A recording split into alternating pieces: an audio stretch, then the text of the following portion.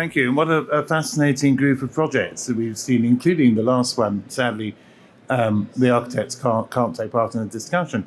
But it strikes me that often when we've looked at reuse in the past at WAF, we've been talking about historic buildings that have, I don't want to sound rude, but conventional architectural values. Whereas here, including, I think, the post office, which there's something heroically industrial about its scale, at least, even if that's not its prime purpose. But both the brewery, the hangar, and the power station we've just been seeing are clearly relics of 20th century industry, and actually making something of that. And what struck me both about those two projects, the arena and the brewery, is how you make something of those qualities, being industrial. I love the idea of being in the beer vat as your co-working space, for example. And Keith, you were showing how you can use some of the features of the building as features of the new purpose. And I wonder if we can just pursue that a little bit more. How, what is it about these industrial buildings that makes them reusable? Is it just because they're robust? Or is it something aesthetic? Is it something practical that makes them suitable for completely different purposes? Ian, would you like to have a go at that one? Well, I think you hit one word straight away, robust. There's a strength about the structures, whether they're metal or concrete, that can inspire the kind of reuse. And I think the notion that struck me most about all of the projects was the idea of public space, public use, bringing the public in a transformative way. And I think that's one of the greatest roles of architecture. It's not the buildings themselves necessarily, but what they do with space and to the demographics of the area. And I think particularly in the Cairo example, if you've ever been to Cairo, you can't move downtown. It's a nightmare, so that's why they build the cities east and west, because you can't get into the middle. They just got to take the cars out. But I think that the spirit of that project was also about, looking at the road, just the nature of the road, the outdoor rooms created by these buildings, and saying, well, they're filled with metal and rubber. What's the point? Yeah. So I think that was a particularly good example of that. Yeah, and I think the whole repurposing the roads, you showed the informal trading that's taking place there, which is itself quite interesting. Yeah, in 2018, actually, we were lucky to curate the Egyptian National Pavilion in Venice. And one of the areas that it was under our research, it was a lot about the same area. And I think both of us we wanted to do something there. And then it happened in 2022, we got the chance to work on that building. And it was it came in the right time. So after so sometimes we start from a research and then it ends with a project. And this is what happened with this project. Yeah. And what we are trying to do there, it's not only solving the issue of the project itself, it's also looking into the urban space and how can we get it better and how can we resolve it. Islam, if you can add. Yeah, no, I think it seemed very much about reusing Cairo as a city rather than just this one quite significant building. And as you mentioned, you're speaking here again at 4:30 this afternoon to talk more broadly about Cairo and Egypt. But Keith, I'd like to bring you in really about, in some ways, the project you're working on, the arena can hold, is it 17,000 people? So it's an enormous number of people. It's almost like a football crowd. Yeah, it is. And I think there's something really interesting about the four projects together, because they, each of those projects had a really important original purpose. Either industrial production, civic, energy, and the Brabazon hangars as well. They attracted, irrespective, I suppose, of their future. They attracted. I kind of fondly flicked through the book that Chris Wilkinson produced about long span structures, and independently of any kind of future use of the Brabazon hangars, he had kind of discovered them and depicted them and was fascinated by them just as a kind of piece of engineering that represented a moment in time in terms of a kind of, there was a requirement for this extraordinary plane, and the aviation engineers just kind of set about creating a wonderful space. And then it's about saying, well, how do you bring that space? How do you reveal the space again? How do you bring it back to life? And the idea of the arena, I think, is, you get as many people as you possibly can to appreciate what is just an extraordinary surviving piece of engineering structure and a great space and a great shelter, actually, from what Ian has as the luxury of blue skies in Malta, whereas in Bristol you've kind of got rain and grey. So actually creating huge internal public spaces, almost festival kind of space, interior festival space. It's a wonderful sort of future civic ideal, I suppose, and we'll see. Yeah. No, I mean, I think one of the interesting things about it is it was the aerospace engineers who built the building, and they did a better job than the Well, I was going to say, you were saying in the introduction, you said in the introduction, Grimshaw might have gone about designing that in the same place if we got to go at it right from the beginning. But, we probably wouldn't have been able to kind of invite in aviation engineers, which, who just have that philosophy of stripping everything back to the minimal. And the structures, it's pretty deep structure, but the actual members that make up the structure are incredibly light. When you look at it, you're looking at it going, I don't understand how that spans so far, because there seems to be so little steel. It's great. It's You're really a structural great. engineer, you know how they did it. But I was interested in the Brabazon because of in a way that they built aeroplanes to go to the sky, and architecture starts with light. And yet the images were more artificially lit arenas rather than the sense of daylight coming in, which makes an assumption, perhaps, and maybe you can answer this. Are events only at night time?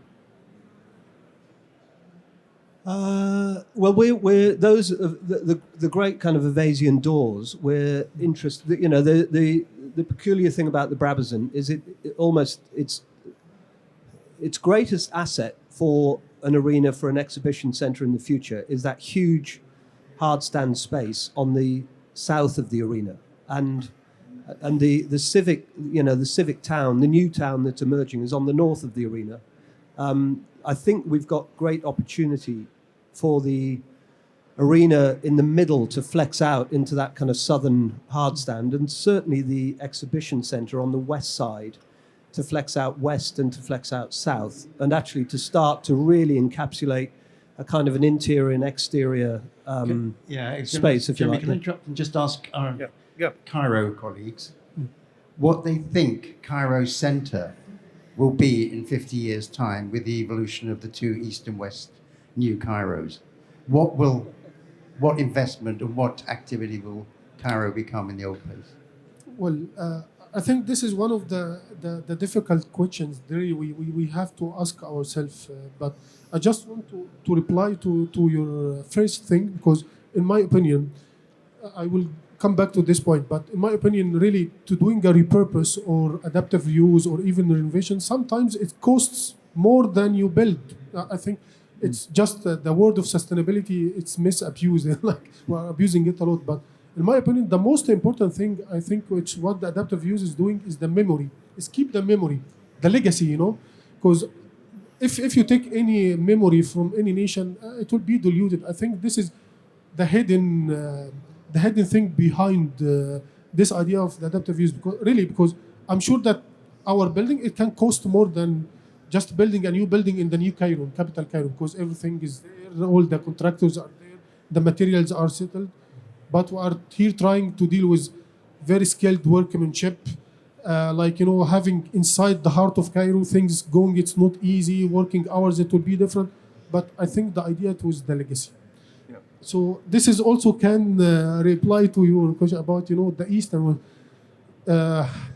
Egypt lived this tension from the ancient civilization till now.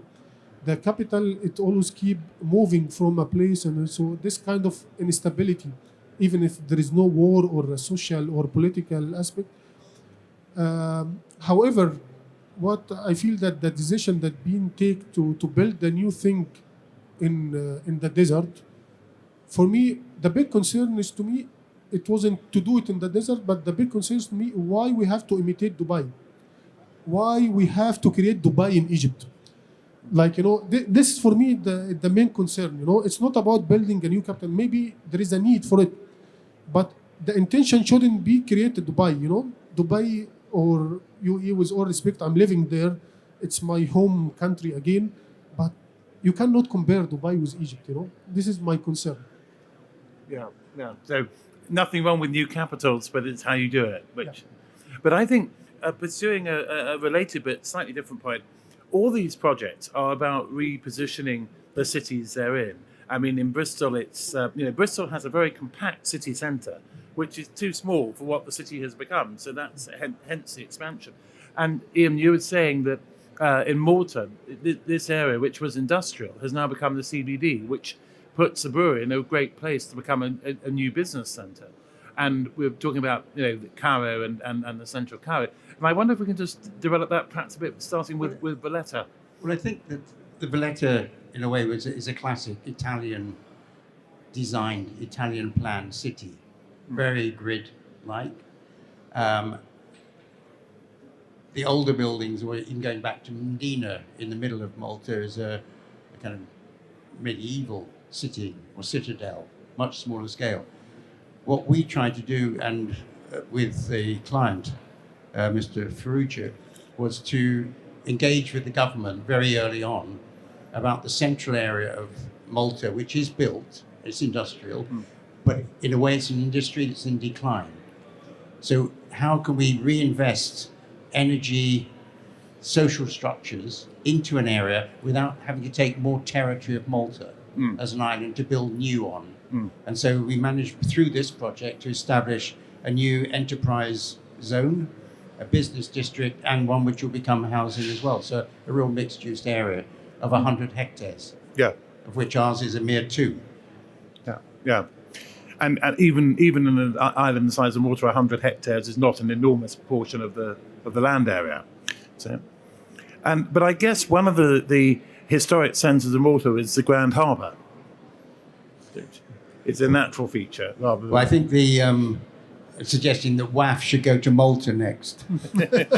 No, because not that many people have been to Malta. And if you go into the Grand Harbour, it's mind-bogglingly beautiful. Yeah. It's just extraordinary. I mean, obviously, it's a military fortress. There's probably 10 forts in the whole of Malta. I mean, it's just quite extraordinary. And it has a rather wonderful scale. And of course, you also get blue skies. And so all architects like blue skies, like painters. And at this time of the year, it would be rather nice weather as well. Yeah. Good. Going off to Egypt. Cairo's the next call. Yes. And Keith, I mean, your building probably could hold WAF, because there's the exhibition centre as well as the arena. But perhaps you could say a little bit more about how the Bristol is being reorientated around this extension to the north.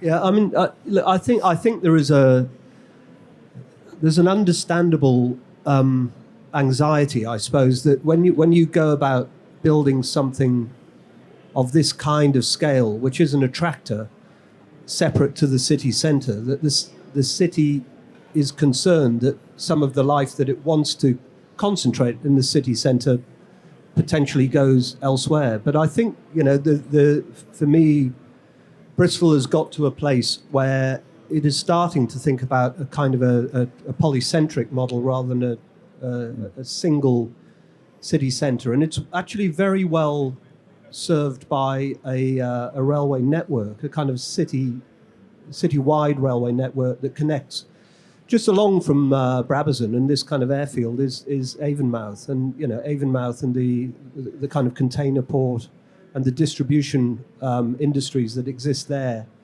I think have a great kind of synergy to Brabazon and the future of this area. Because this part of Bristol as well has got all the aeronautical engineering in there, so it's got kind of Rolls-Royce and Airbus and other industries that kind of feed off that. And then I think connecting again by rail back down to the city centre I think just creates, it asks that the city works more as a network and a kind of an organism rather than everything that is civic being central, I think. And you could see that when the arena has tried to be built in the middle, it's almost those basic demands of the arena that you've got to get the logistics. You can get the people in and out, but it's getting the kit in and out. And these kind of touring shows and big exhibitions often require 40 or 50 articulated trucks, which will be tiny on that hard stand at Brabazon. But getting that in and out of the city centre is nigh on impossible, I think, particularly as you're trying to make the city centre more civilised and more pedestrian. And as I was saying, the centre of Bristol is a really tight core, and it's medieval in origin. I mean, it's been an important port for 1,000 years, I would guess. And now the port function, the commercial port function, has moved to Avonmouth, closest to the mouth of the river. And so the city is expanding. I mean, Newcastle has the same thing. A lot of the cities in the UK were focused on quite tight cores and have had to expand. Well, does anyone have a quick question? We've got time for a quick comment, but if we don't, then I think it's time to wrap up this fascinating session and say thank you to the contributors. So thank you very much. Just before we wrap up there, one thing I did want to say, there is one commonality, of course, across all projects which we're not mentioning at the moment, is the fact that we're reusing the building is considering not only the history and the memory of the building, but that memory now extends into the embodied carbon of those buildings themselves. So therefore, from a sustainability perspective and looking at our future in considering the climate emergency, it's this sort of approach to architecture that's revitalising existing buildings, and these are all good examples of that. Thank you very much. Thank you.